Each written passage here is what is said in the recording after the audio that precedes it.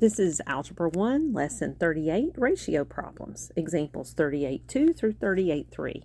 Here's example 38.2. The ratio of pigs to goats in the barnyard was 7 to 5. If there were 91 pigs, how many goats were there? We're going to get our variables from the problem here. We've got pigs and we've got goats. That's pigs, that's goats, okay? And they tell us that the ratio of pigs to goats. So I'm going to write it in the order they give me. And they say that that is 7 to 5. So they gave it to me pigs to goats. So the numbers are going to be pigs to goats. So that's going to be 7 to 5. There's a ratio. So we've got another situation here, and we already know they're going to be in this ratio, okay? If there are 91 pigs, so that means I can say, well, there's 91 pigs. How many goats were there? Well, that means I don't know the number of goats. So this first one is the ratio. There's 7 pigs for every 5 goats. And this is so I'm going to label this. This is the ratio. And this over here is the actual amount written as a ratio, okay? We know that these have to be equal to each other. And since those are equal to each other, we have just formed a proportion. You see it? And that means that we can cross multiply. So we can do 7 times G is equal to 5 times 91. And 5 times 91 is what? 455. Okay? And then I can just solve that by dividing by 7. And I find out that G, or the number of goats, would have to be 65. Okay, that's the number of goats. Now I want to show you that this actually could have been worked goats to pigs.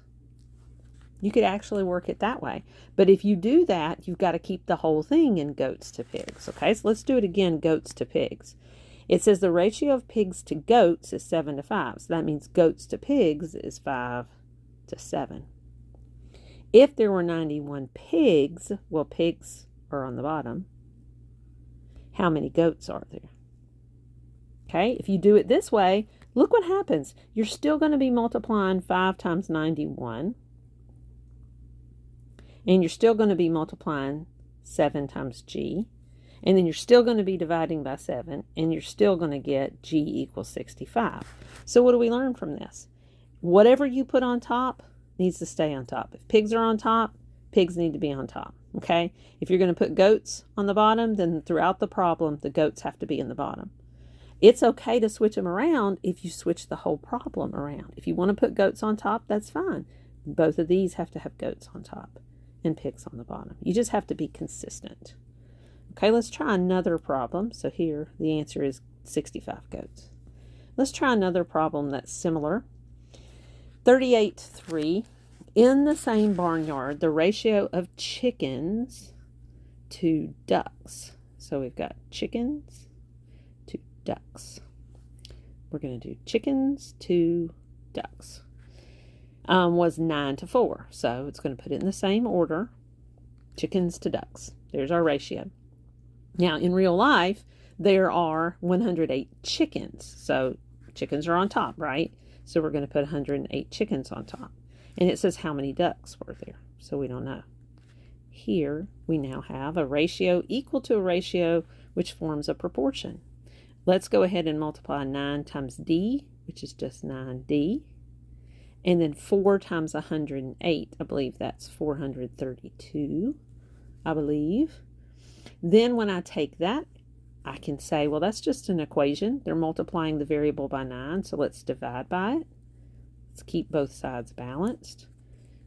Find out that D is equal to 432 divided by 9, which I believe is 48. And that would mean, since we end up here, this is why we used variables that matched our problem, we know that D is the number of ducks. So the number of ducks must be 48.